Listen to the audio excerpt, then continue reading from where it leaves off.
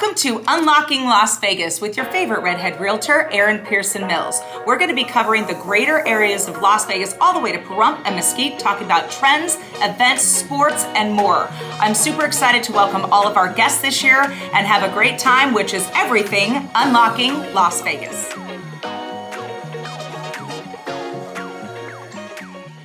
Welcome to another podcast of Unlocking Las Vegas with your host, Erin Mills. We also have the fabulous Leslie McGarry and my special guest host, Holly Erker. Hi. Welcome, Holly. Thank you. Okay, Holly is my total girl crush in real estate, okay? Sometimes you meet another agent on another deal and you're just like, I need you in my life. I need you in my life. And our deal was so wonderful and fantastic. Oh, yeah. We will get into that. Mm-hmm. So, and I love that, you're meeting for the first time my BFF, Leslie, more than just my lender crush, way more than that. I love to put people together. And the biggest thing about me, and I know you girls too, is hashtag community over competition.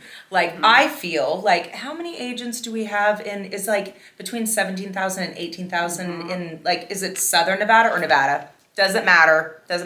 There's more than enough for everybody. Yeah. My heck. I have lost friends over this, and I was that's crazy. There's so many bazillions of houses. Yeah. Okay, technically about 250 growing 1,000 houses here. Mm-hmm. But anyway, okay, so Miss Holly, let's talk about you for a minute. Sure. Do we want to talk about the market for a minute? What are we seeing right now with interest rates and anything trending? We probably don't want to actually talk about the market this week. Oh, okay. We're trending. Well, the best news is that we have locked most of our buyers. Yes. And so that's Yes. the good thing. And that's Yes. a magic word that we can dive into later is when you're looking for a home. And I mean, the interest rates are like the stock market, up and down, sideways and up and down. So when you know that you're looking and you're trying to find the perfect home and she's got her finger on the pulse, we're going to lock our clients into a rate, which is amazing. But what's steadily trending is equity. That is 1,000%. Mm-hmm. And I know that we get a bad rap, it's a good time to buy, it's a good time to sell. It's a good time for somebody to buy and sell. What do we always say, Erin? I don't know now. The right time to buy and sell is when the right time to buy and sell is your right time. For you. Correct. Yeah, It's we're not the blanket people, and I tell people all the time, it's not a good time for you, but we can work on your credit, or we can work on this, or we can wait until your lease is up. We have patience. I don't think that any of us have what's called in our industry commission breath. No. I don't feel like we have no one at this table has commission breath. I am here to help people. I hate that too. I like that you just put on a new voice. I put in a new voice for Valentine's Day. I wanted to be your sexy Valentine's Day. And by the way, if you're visually watching this, I want to talk about our outfits because we do kind of we're girls, man. We like to, what are you wearing? What are you wearing? And Holly lives and really concentrates on vintage Vegas Paradise Palms. Mm-hmm. And she's always so bright and fun. And I was like, well, let's just I just said bright and fun. Yeah. Leslie texted me this morning and I was like, I threw on a hot pink shirt. I'm so sick of talking about Valentine's, but it is next week. And so we all show up with hot pink tops and black pants. The exact same outfit. In tune. In tune. So how I met Holly, so I had a wonderful client. He was very vintage Vegas. He has a very specific look. What would you call his look? As we kind of dive down into this. He was definitely mid-century. Yes. Mid-century modern specifically. He's an art collector. He collects vintage furniture. Yep. And so, we really kind of target marketed, the different areas that look like what he wanted. Mm-hmm. And so enter Holly. And the best part is we got to meet the sellers. Yeah. A lot of agents like to keep buyers and sellers absolutely apart. So when I'm showing a home and they're like, oh, the owners are going to be there and they're going to open the door. And I'm like, fantastic. I agree. I love to make that connection. I want them to be comfortable with me. Mm-hmm. And then, we can ask each other things let's talk about your neighborhood. So the topic of today is niches make riches. Okay, let's explain what that is. So if you have a niche, if you have a neighborhood, if you're a workout queen, if you know what I'm saying. So Leslie is a little different than a typical agent because your niches are matriculating with agents. knowing a Yeah. little bit about everything, and we We can, have strong, powerful female agents. which is great, but we don't discriminate. We like men Correct. too. We like Yes. men too. Strong, powerful men too. Yes, this isn't like, yeah, we're not never bashing on men, man. I got some great agents out there. But so your niches now, you're highly, highly invested into this city. I Yes. mean, you are on, I don't know, how many boards? 3. Yeah. Do you want to, which ones are those? So the main ones that everybody would know about is Women's Council of Realtors. I am an ambassador this year. I'm not on the executive board, but I'm part of the board. And then I'm also the community outreach director for Alliance Las Vegas. So what I'm hearing is lots of education. Yes. Lots of community service. Yes. You're a teacher. I am. I mean, I'm so- an adjunct professor. So, I mean, her niches like way supersede mine. I'm feeling like the low man on the totem pole gosh. today. Because when I heard about this niches make riches, I'm like, I have no niche. I really don't. Yes, you do. I don't know. I'd love for you to tell me because, people are like grind down on your neighborhood, farm your neighborhood, be the expert about your neighborhood. And I guess you would call me the half-acre non-HOA horse property kind of queen. Because that's where I was see that. born, raised, grown up. I could tell you about septic tanks and wells and, the properties and stuff like that. That's more than I can tell you about on septic So- tanks and wells and horse stuff. But I don't focus on that. I'm like, Right. you want a condo in the east side? Let's go. You want a new build in Sky Canyon? Let's go. So my niches is like serious education all the time. But okay, so let's talk about you. So I have this wonderful man, this wonderful family. We go to see your house, and I love this house because they are divorced but co-parenting lovely. And so there was the main house, and then there was like basically, what would you call it? Like It was actually converted Next gen? carport at some point, but it was set up. My sellers was set up for his mom, like an apartment. Next gen would be like the modern take on what that a full apartment was. with an exit door. Correct. I call them exit doors. Kitchenette, yeah, full separate entrance. How about a door? Exit door. Mother-in-law suite, kind Yeah. of anything above that. So for what they were looking for, it couldn't have been any better. It really couldn't have. Okay, so tell them where you live and what you focus on. And as I'm learning about her, I was like, she's so much cooler than me, Jesus. Because she started telling my clients about this neighborhood, and I was like, I got some stuff to learn.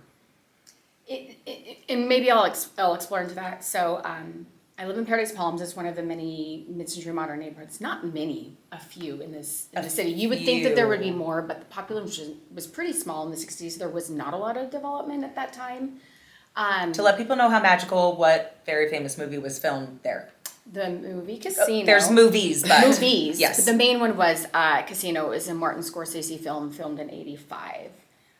So a lot of the filming took place throughout Paradise Palms. and you can drive past that house. You can drive past that house. The tour buses stop there every day. at That's 10 a.m. amazing. And they have I like should a go little sell lemonade. casino shrine outside of the entry to the house. Where were we going? What was the question? Your amazingness with your neighborhood. How like, if one of your neighbors is looking to buy or sell, are they going to call me? I would hope not. Because Well, you're the name in the face. there's about 7 of us in the neighborhood that are realtors. Oh, see, I only know Holly. Well, that's kind of all you gotta know. I know. Right there. So I think really what it comes to is my husband and I have been there 7 years. I lost track. And we dove right in. I saw the house. We weren't even living together yet when I saw this house. And I was like, when you know? And it wasn't remodeled at all. Like it was Not at it was all. very, very old fashioned. It was 1970s, not cool. Yeah. So I saw this house. We weren't even dating yet. I wasn't even living back in Nevada. And I was like, this is it. 3 offers later, 4 months later, we get this house. We bought from second generation son, so we bought from someone our age, but he had grown up in the house. So Love there's that. a lot of sentimental tied into it.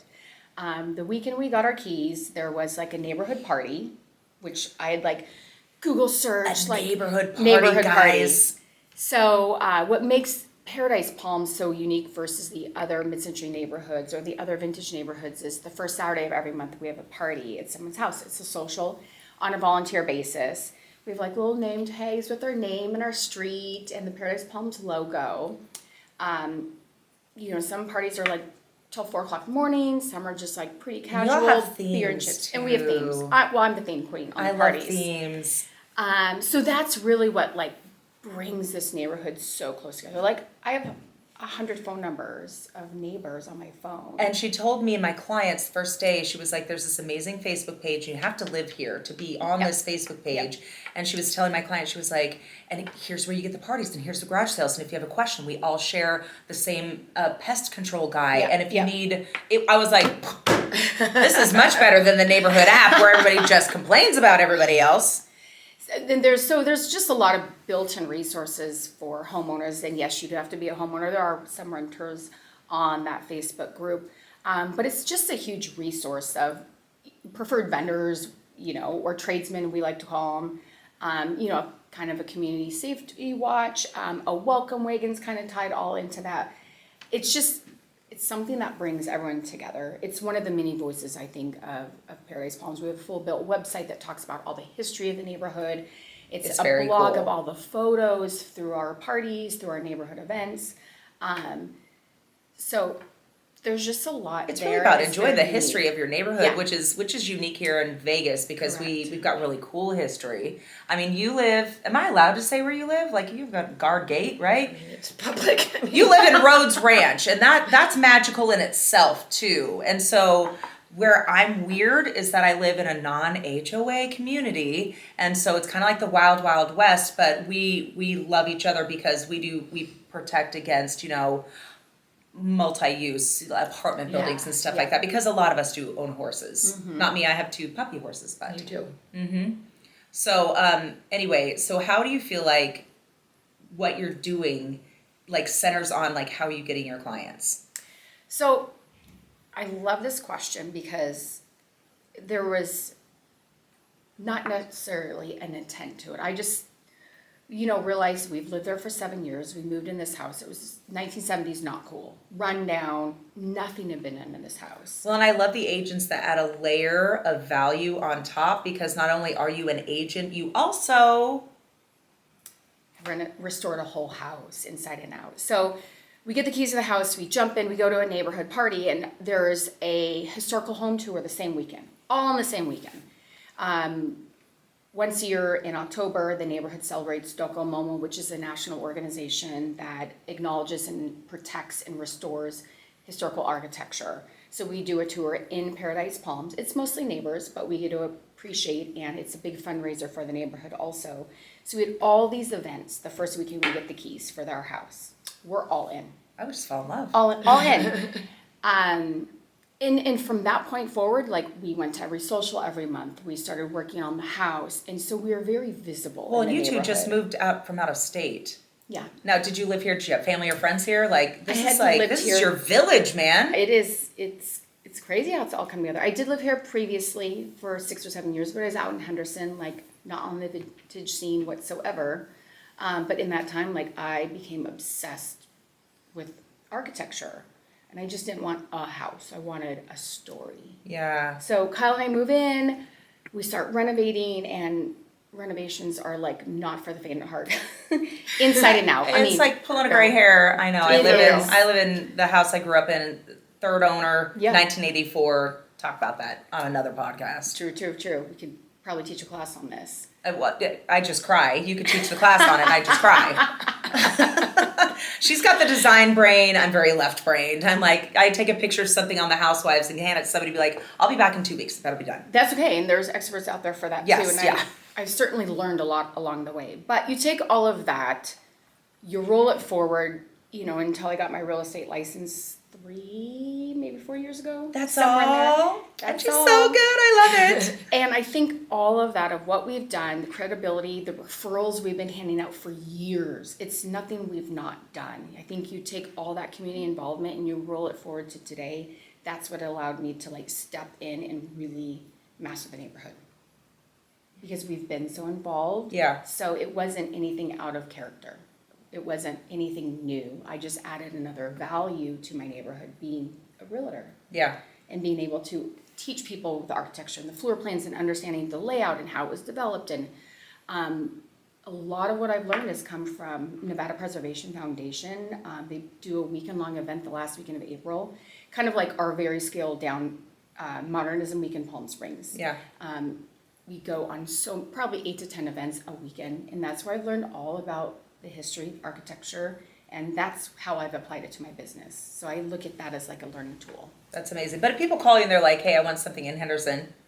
Let's go to Henderson. Let's go to Henderson. And by the time you get them there, you know everything about that Everything too. there. And that's fun. It's fun to have a niche and really love it and be passionate about it and live the lifestyle. But it's also so fulfilling of like, okay, I'm going to master Sky Canyon this week. Yeah. And as the city's grown, we all have a lot to learn. Yeah. You know what? It's not like California where it's so big. Correct. I mean, okay, so we talked about this because we hung out this week dealing with a client issue. Yes. And I was born and raised here. You weren't born here. No, I moved here when I was 11. But I mean, Close, so yeah. a very long time. And it's such a small community, Really, not a long time here. I'm only 21. You're only 21. Okay, It's so 10 years. there's that. But the cool thing is just, knowing the right people. You know what I'm saying? Yeah. And we kind of elevate us like, I don't feel like we have egos. You know what I'm saying? So it's like I actually really like to be the stupidest person in the room because I'm going to learn from you. I learn from you. I'm like, this girl's got something going on. I want to hang out with you and learn how you've mastered your neighborhood. You've got some great stuff built in, but talking to the agents out there, how you want to master a neighborhood that doesn't have the cool stuff built in. How can we help them accomplish this? I think it takes digging in, understanding. Leaning in, wanting to do it, and being truthful about it. Correct. Not just like, there's going to be a sale as my end game. There's going to be Right. the commission breath. Because people see right through that. Yeah. You're not really going to understand or engage in an area if you're not sincerely and authentically interested in it. Invested in the Yeah. area. You start with how was this developed? If it's a gated community, like who are the builders? Like how did this come together? There's just a lot out there to learn, And they're all custom homes, or they were certain architects. There were how many different ones? Because we got what do you call it? Their house was like the Polynesian version of. the Palmer Kreisel 11 elevation. Gosh, I can't even remember. So cool. And the great thing is, at UNLV, they've got a special collections library. Like you can go in like with white gloves and like go through like old printed articles and newspapers. And so some neighbors have pulled together our website, literally had gone through those archives and built out the website. So all of our floor plans are laid out, the elevations, the original like sales brochure. And I love that you guys are on this golf course, because my client got one on the golf course with a gate. Mm-hmm. And so you're allowed to like walk your dogs, before and after the golfing hours, Yep. So you just at night, and I was like, that's amazing. Wow. So it's like a private park. It's like a giant private park. And you don't have to pay the water bill. Love that. I love that. So yeah, so I think like, if you, and like I say, my coach, he's always grinding down on me, like, do you have a hobby? And I don't have a hobby. I don't go to the gym every day, but I guess my hobby, I love grocery shopping. And so I'm a creature of habit. Like I will go, we pick up the day old bread and treats from Panera every single day for the last 7 years. Because we've got the horse ranch, and so we donate as much as we can all day long to different places, and then the rest of the bread gets to, feed the animals and the goats and the pigs and the chickens and that sort of thing. So the people that I know at my Starbucks, my Chevron, my Albertsons, my Walmart, I am invested in these workers and these people and managers, and they like me, they know me, and the questions come, and that's where a lot of my referrals come from. So a niche doesn't have to be a neighborhood. No, and a niche doesn't have to be a thing you do. Right. Your niche can be who you are. Yes. And Erin, that's who you are. That's your niche of who you are. Is what? Because you are a community connector in your own area. So I don't think the hobby has to be like, I do this. I go to I know, gym. I'm always frustrated. I was like, I don't have a hobby. My hobby's social media. But you do. Yeah. Your hobby's you. And how you that's bad. connect everybody My together. hobby is me. No, But what I know about you and what I know about what you give back and how you give it back is when it's something you're all in. I will give you a prime example. Rocco decided to pick up a football. His freshman year, this freshman year. year. And Last year. I don't like, okay, let's talk about how I've embraced football with my Diamante football All purse in. here. I am all in. I have all the accessories. And yeah, I did. And I You don't. joined the booster club, and you were, selling things. You were all in. So when So you- passion. not saying So that. so a niche Yes. should be more of a passion. Yeah. It could be more of a passion. But we teach a lot of classes, and a lot of agents are like, they're always struggling for referrals. Where do you find referrals? Where do you find referrals? Do you buy them? How do you get them? Of course I say social media, but it's just about being and I'm like eyes up, eyes up. I tell my kids this, eyes up, get off your dang phone. Yeah. Actually talk to people, give them the compliments, and everything like that. But it is being a good person and joining community efforts. Like if you're not religious, but a church can be a big thing too, and then when you have kids, there's a village, there's conversations, but it's also giving into your passions too. So if you're with the church, or if you're doing the community service, or, helping people. I know that's like a blanket thing. Why'd you get into real estate? I like to help people. And your bank account. Let's be clear, but everybody has to work to put food on the table. For sure. There's a big difference between a job and a career. And if somebody gets into real estate to make just quick money or make a lot of money with no connection, then that is just a job. I see that way too much because, Yeah. television, social media, everything is really, really glamorized. Oh, gosh. Real estate. And I walked into it at 40 too because I needed a personal change. I did weddings for 25 years. I got burned out. Yeah. You can get burned out, and that's in totally anything fine. you do, yeah. Yeah. So I just lost my train of thought, girls. But I think that was you finding you because Yeah. you were in the wedding business because your family was in the wedding business. Ooh, and I loved And that people. happens a lot. Yeah. Yeah. Yeah, It it's does. true. And so you made the change for yourself. And you know what? That you got into real estate 6 years ago?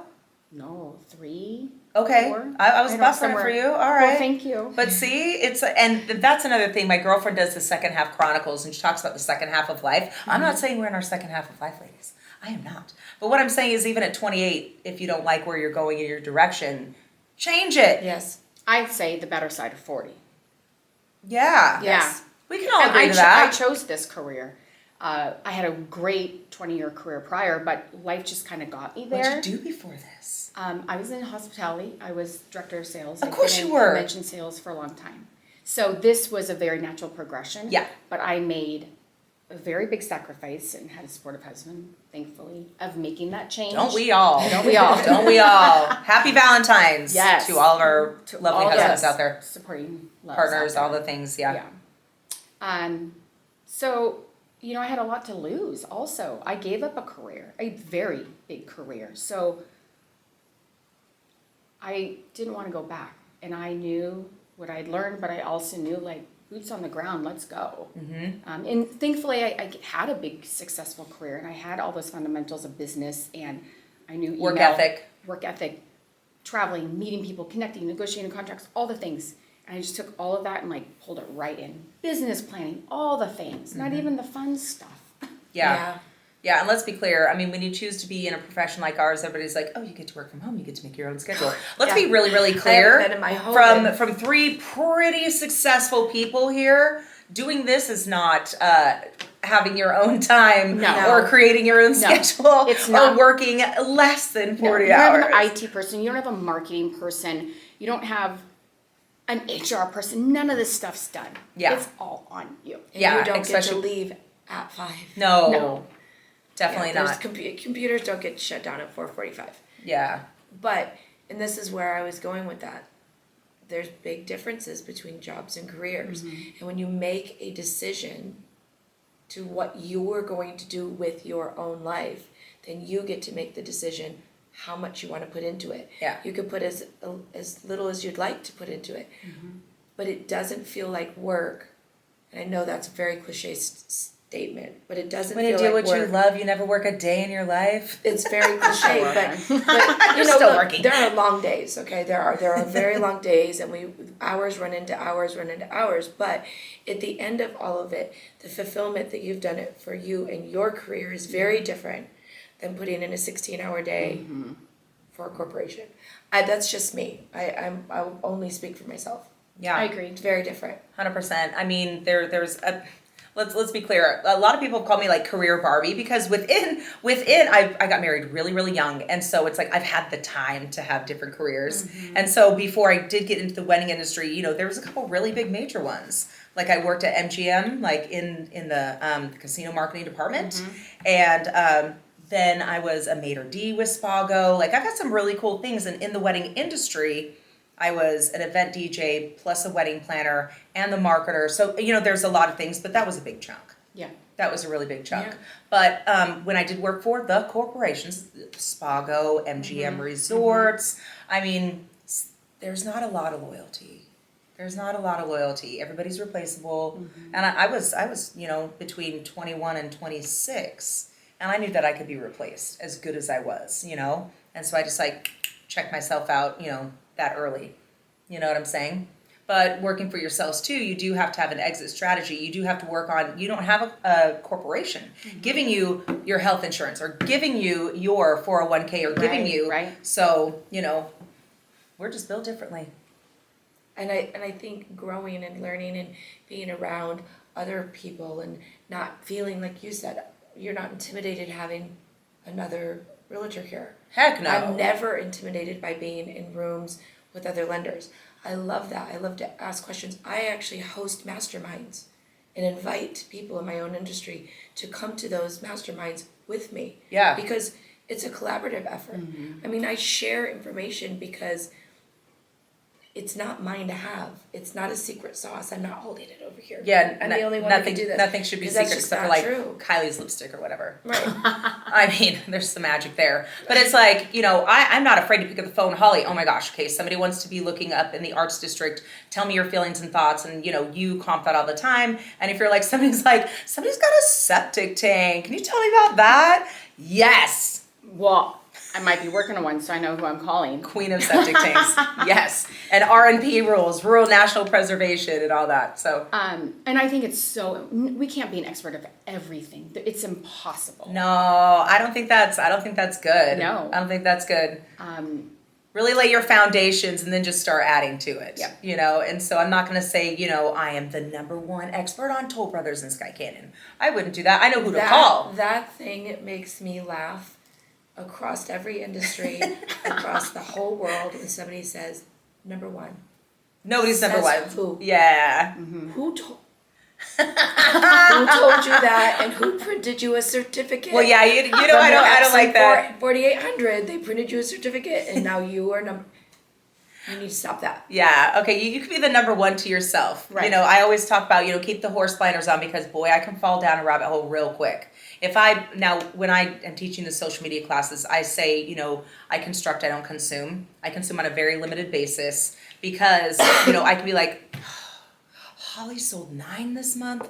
What am I doing wrong? You know what I'm saying? And so it's a very slippery slope. I think in general with social media, whether you're a young woman comparing yourself to people or you're starting out as a print shop and comparing, because you want to be in other people in your industry's lives to get nuggets and get ideas, but keep it at that. Keep your eyes up, you know? And so consuming is very, very difficult. So. Great point. Yeah. I want to circle back to that transaction. Your buyers coming into the neighborhood. Yes. And I always go back to that experience because it was not a transaction. It was an experience. It was. Buyers meeting sellers and kids and the dogs and a family picture literally on the doorsteps that you took. We'll post that. I just got chills. I know. Because it really was like the perfect experience. So much chills. And I always benchmark every transaction on that one. Yay. Because Winning. you don't always find the agent that wants to even meet you, or I'm like, Yeah, they want to stay behind the screens. so much, or they want to protect their client, or I'm like, don't you want your client to Well, have and they got the to information? talk about, Yeah. hey, who did you use? Where did you find that piece of furniture? Right. You don't want to sell to me, but I love it. And did you know, Holly, that Leslie, my clients, I actually put them through to Leslie and said, can they get a better deal on their loan? And she declined it and said they're in a really good position because if you want to, you know. So they have a wealth management company, and I said, listen, I'm happy to do your mortgage, but I really think it will benefit you more if you speak to your wealth manager because of what your assets look like. They're going to give you a way better mortgage, a way better interest rate. You're not going to have to liquidate things. You're not going to have to move things around. They're going to be able to do this solely on who you are, what your credit looks like, and what you have in the asset account. And that is the one thing about me, and definitely dealing with all of the different arenas and different people in this arena. If I always review anything that Erin has come across her table. If she's feeling a certain way, I'll say, hey, just let me look at it. I will not take food out of someone else's mouth. If I think it's a good transaction, I will always say, listen, I can beat this by an eighth, but why? Like, why would we go? You already have the ball rolling over here. So she was sort of part of the transaction. And he was so kind. And then I had the pleasure of going to dinner with, I'm not going to say the client. The client. Yes. And we just had it was a different connection because I connected with her differently as a female. So it was just, and they're very happy with where they're at. And they were very grateful that I said to them, hey, this is a better way for you to go. You know, I don't think a lot of people are met with honesty all the time, especially in a sales, position. You know, everybody's just trying to, get their own. And so anyway, benchmark. It was so good. Because it just created such an experience for them. And there wasn't anything hidden behind the door, and everyone was in it to win it for each other. Speaking of hidden behind the door, what? There's a secret door. Oh, the secret door. Yes. That it looks like a bookcase, and you're like, and wait, and Holly, and I love when a good listing agent really knows about the house, and I really don't, that they're there to give the tour, because she's like, but wait, and she opened up this door, and it was, what would you call it? It could be used for an office. He uses it for a workout room. Also an exit door. Storage, whatever. It was just a bigger room, and they were like, we need to do something with this space. And they're like, but Vegas is all about that, like mystique, the series. It was so cool. The safe on the floor, whatever it is. I bet the kids freaked out. So the next time a listing agent, if you're a really good listing agent, I don't care if it's $300,000, I don't care if it's $3 million. Go show your own homes. When you have people wanting to come and see it, you know all about that house. If you're a really good listing agent, you've had it pre-inspected like I do. Yep, and so I pointed out, hey, there's a crack in this window. We know about it. I'm letting you know it doesn't affect this. And so don't hesitate to bring in that listing agent or buyer's agent and all the people. So that's my word of advice. I but agree. Through the transaction, they're really not, the buyers and sellers aren't supposed to talk directly to each other. We're the mouthpieces. Right. So let's keep it legal, but amazing. Yeah. All right. Well, thank you guys so much for coming. I kind of know your Valentine's plans. You're going to the Durango Fancy Steakhouse. I'm excited to hear about that. Do you do Valentine's? We do. We have nothing on the I mean, docket. you guys are married without kids. It's kind of cool. Great. I'm an advocate for that. I'm an advocate for You're that. going to get the best service on Valentine's Day because everybody's still going to be hungover from the Super Bowl. I think, we're really close. Right. We're really close to the Super Bowl. And then, you know what, really quick, I know you went to Monday night at the Allegiant Stadium, so it was what was it called? It was called Opening Night, sponsored by Gatorade. Okay, and so it was like the media center where all the players were down below. Yep. They were talking, and you got to see Allegiant. I know you get there, but they brought in the cheerleaders, they brought in bands, they had Cirque du Soleil. There was like a lot of Vegas stuff. Tom Brackett, you did an awesome job. Yeah, my friend is the guy in Blue Man Group. And I know we're listening to this on Friday, and so Friday night and Saturday of this particular week, you can do the Super Bowl experience sponsored by Toyota. Why do we say this? But this one, because there's so many. That's in how town you right can. Now. So much. There's just so much in town right now that they're being sponsored by different people. It just kind of helps people place where you work. So mine was super family friendly, super affordable. It was $25 a person. You could buy tickets at the door, and it was miles of activities. Yeah. And I don't even like football, and it was a good time. And you could buy tickets at the door, but research where you park, people. See, I lucked out. We did spend an hour in the car trying to figure out the parking, but that was me going like, I'm the only person going. I can just park in Mandalay Bay. Yeah, all right. That was me having a me moment. Probably not. Yeah, probably not. Tens of thousands of people, but it was such a good time. It was so good. Yeah. Well, I still do have children at home, and so I think we're going to like Buffalo Wild Wings for, I'm going to put those chicken fingers in like a heart shape. Be like, here you go, Rocco. It's Rocco's favorite, restaurant. All right, thank you. I hope you guys have a wonderful Super Bowl and Valentine's Day. We will see you next week. Bye, guys. Bye.